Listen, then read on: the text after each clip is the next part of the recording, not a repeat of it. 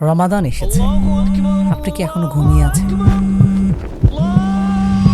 আমাদের দিন যায় ঘুমিয়ে, স্ক্রল করে, শর্টস, রিলস বা সোশ্যাল মিডিয়ায় ডুব দিয়ে।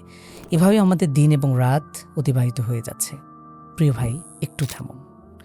চলুন আমরা ঘুরে আসি সেই বিশ্বের শ্রেষ্ঠ মানবের তার যৌবনকালটি কেমন ছিল।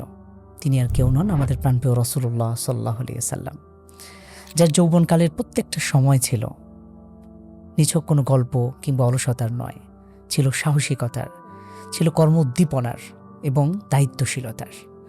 নবী সাল্লাল্লাহু আলাইহি ওয়াসাল্লাম বয়সে যখন একদম কিশোর, 15-16 বছর বয়স, তখন আরবে একটি ঐতিহাসিক যুদ্ধ সংঘটিত হয়, হারবুল ফিজার। সে সময় কোরাইশ এবং কায়েস গোত্রের মাঝে এই যুদ্ধ দীর্ঘ কয়েক বছর ধরে চলছিল। এই যুদ্ধে রাসূল সাল্লাল্লাহু আলাইহি ওয়াসাল্লাম চুপ থাকেননি। তিনি তার সামাজিক দায়বদ্ধতা থেকে তিনি ন্যায়ের পথ অবলম্বন করেছিলেন। অন্যায়ের তিনি বিরুদ্ধাচারণ করেছেন, অন্যায়ের বিপক্ষে ছিলেন।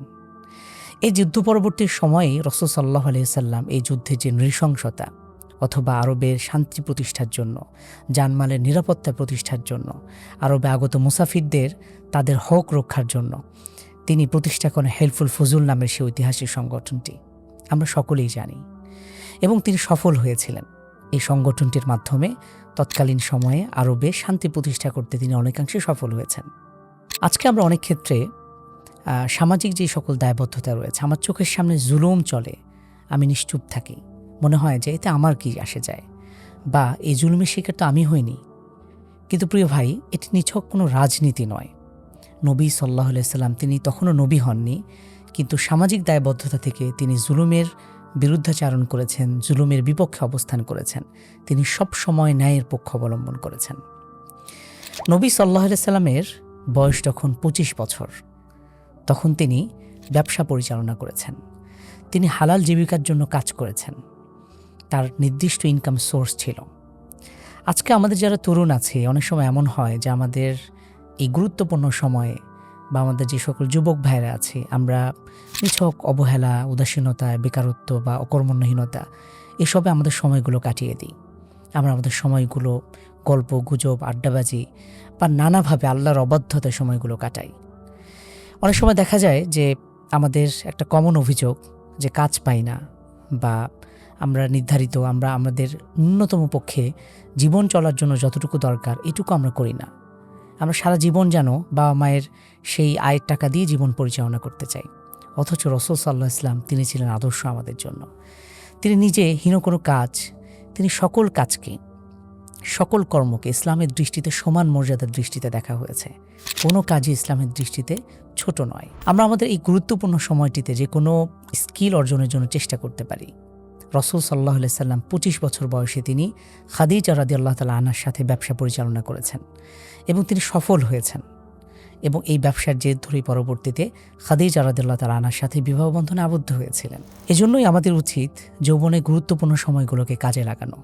আজকের কাজ কালকে করব বলে কোনো কাজ ফেলে না রাখা। রাসূল সাল্লাল্লাহু আলাইহি ওয়াসাল্লাম সবসময় প্রোডাক্টিভ ছিলেন। তার যখনকার কাজ তিনি তখনই আদায় করেছেন, কখনো পরবর্তী সময়ের জন্য ফেলে রাখেননি। নবী সাল্লাল্লাহু আলাইহি ওয়াসাল্লামের বয়স যখন 25 বছর, তখন তিনি বিবাহ বন্ধনে আবদ্ধ হয়েছিলেন এবং তিনি তার চারিত্রিক নিষ্কলুষতা রক্ষার জন্য, বা তিনি সেই জাহিলি সমাজেও তখনও তিনি নবী হননি, কিন্তু তিনি দ্রুত বিবাহ করেছিলেন। এবং বিবাহের ব্যাপারে আমরা কোরআন এবং সুন্নাহয় অনেক বেশি গুরুত্বের কথা লক্ষ্য করি। রাসূল সাল্লাল্লাহু আলাইহি ওয়াসাল্লাম ইরশাদ করেছেন, মান ইসতাতাআ মিনকুমুল বাআতা ফালইয়াতাযাওয়াজ।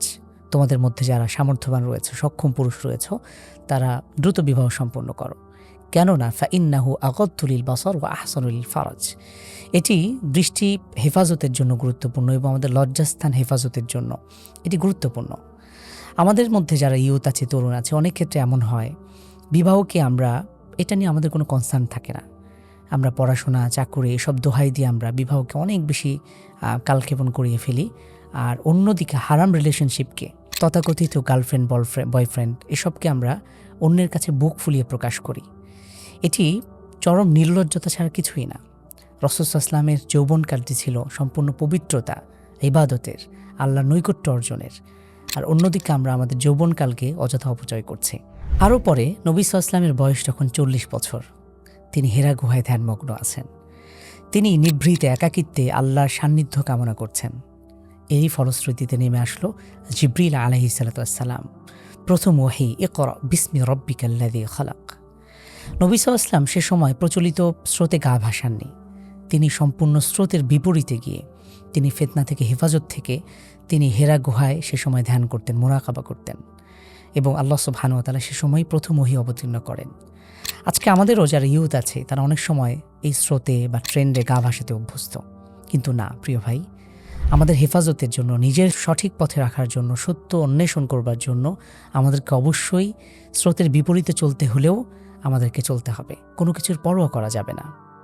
আরও পরে নবী সাল্লাল্লাহু আলাইহি ওয়াসাল্লামের বয়স যখন 60-এর কাছাকাছি, মৃত্যু পরবর্তী সময় পর্যন্ত তিনি কর্ম উদ্দীপক ছিলেন, কোনো কাজে তিনি অলসতা বোধ করতেন না। হাদিসে আমরা পাই তিনি তার শরীরে যেন 100 জনের সমান শক্তি ছিল। আজকে আমাদের যারা ইয়ুথ আছে, আমাদের বয়স 20-25 বছর বয়স হয়ে গেলেই আমরা সব কাজে আমরা অলসতা বোধ করি, আমাদের কোনো কাজে মোটিভেশন নেই, আমরা প্রোডাক্টিভ কোনো কাজে নিজেদেরকে যুক্ত রাখতে পারি না। আমরা আমাদের এই যৌবনের মূল্যবান সময়গুলোকে যদি কাজে লাগাতে পারি, নবী সাল্লাল্লাহু আলাইহি ওয়াসাল্লাম এজন্য তিনি তার দেহ, আত্মা এবং মনের যত্ন নিয়েছেন। শরীর, মন এবং আত্মা, এই তিনটির যত্ন নেবার বিষয়ে আমরা কোরআন সুন্নায় গুরুত্বের কথা দেখতে পাই। আমরা আমাদের আত্মিক ডেভেলপমেন্ট অথবা ইমপ্রুভমেন্টের দিকে লক্ষ্য রাখতে হবে, আমাদের শরীরের যত্ন নিতে হবে এবং আমাদের এই গুরুত্বপূর্ণ সময়কে, এই যৌবনের প্রত্যেকটা সময় অনেক বেশি গুরুত্বপূর্ণ, এটাকে যদি আমরা যথাযথভাবে ব্যবহার করতে পারি তাহলে আমরা আমাদের এই ক্ষুদ্র জীবনে বা ছোট্ট জীবনে আমরা ইম্প্যাক্ট রেখে যেতে পারবো ইনশাআল্লাহ। প্রিয় ইয়ুথ ভাই এবং বোন, রমাদান মাস শুধু রোজার মাস নয়, এটি ঘুম ভাঙার মাস, নতুন করে জেগে ওঠার মাস, যৌবনে ফিরে আসার মাস এবং আমরা যেন বেশি বেশি আল্লাহর ইবাদত করতে পারি এবং আমাদের এই যৌবনকে হেফাজত করতে পারি, সেই প্রচেষ্টা আমাদের থাকা উচিত। আল্লাহ সুবহানাহু ওয়া তাআলা আমাদেরকে সেই তৌফিক দান করুন ইনশাআল্লাহ। পুরো রমাদান ব্যাপী আমাদের এই সিরিজে আমরা ইয়ুথ ইন দ্য কোরআন কারীমে যে সকল ইয়ুথদের কথা বর্ণিত হয়েছে, যেখান থেকে আমরা প্রকৃত অর্থে পাথেয় নিতে পারি, তাদের জীবনী থেকে আমরা ইনশাআল্লাহ শিক্ষা অর্জনের চেষ্টা করব। আমাদের সাথেই থাকুন। আসসালামু আলাইকুম ওয়া রাহমাতুল্লাহি ওয়া বারাকাতুহু।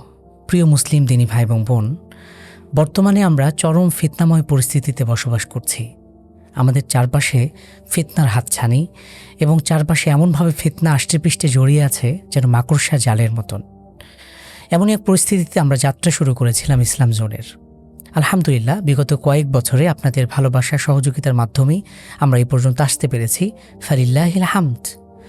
প্রিয় দর্শক শ্রোতা, দিনী ভাই এবং বোন, আমরা যদি আমাদের এই স্বপ্নময় পথযাত্রা অব্যাহত রাখতে চাই এবং আমরা যদি আমাদের গন্তব্যে পৌঁছতে চাই, ইসলাম জোন যে লক্ষ্য এবং উদ্দেশ্য নিয়ে যাত্রা শুরু হয়েছিল, আমাদের তারুণ্যের কাছে, বাংলা ভাষাভাষী মানুষের কাছে ইসলামের বার্তাকে পৌঁছে দেওয়ার লক্ষ্যে, ইসলামের সৌন্দর্যকে পৌঁছে দেওয়ার লক্ষ্যে আপনাদের একান্ত সহযোগিতা এখন প্রয়োজন। আলহামদুলিল্লাহ, সুযোগ এসেছে আমাদের এই দাওয়াতি কাজে সহযোগী হবার। আপনিও চাইলে আমাদের সহযোগী হতে পারেন। আপনি নানাভাবে আমাদেরকে সহযোগিতা করতে পারেন। প্রথমত, আল্লাহ সুবহানাহু ওয়া তাআলার কাছে আমরা দোয়া কামনা করি, আল্লাহ সুবহানাহু ওয়া তাআলা যেন আমাদের এই স্বপ্নগুলোকে কবুল করেন এবং বাংলা ভাষাভাষী 30 কোটি মানুষের কাছে ইসলামের এই দাওয়াকে পৌঁছে দেওয়ার তৌফিক দান করেন। বিশেষত ইসলাম জোন যারা তরুণ আছে, জেনারেল পড়ুয়া দিনী ভাই বোন, তাদের কাছে ইসলামের বার্তাকে পৌঁছে দেওয়ার লক্ষ্যেই কাজ করছে। আপনি যে কোনোভাবে আমাদের পাশে এসে দাঁড়াতে পারেন। বিশেষভাবে আমরা কামনা করছি আমাদের এই যাত্রাকে অব্যাহত রাখার জন্য অর্থনৈতিক সহযোগিতা বিশেষভাবে প্রয়োজন। প্রিয় দিনী ভাই এবং বোন, আপনি যদি আমাদের পাশে থাকতে চান তাহলে নিচে দেওয়া লিঙ্ক থেকে অথবা সরাসরি অ্যাকাউন্টের মাধ্যমে ডোনেট করতে পারেন। জাযাকুমুল্লাহ খাইর। ওয়াসসালামু আলাইকুম ওয়া রাহমাতুল্লাহি ওয়া বারাকাতুহু।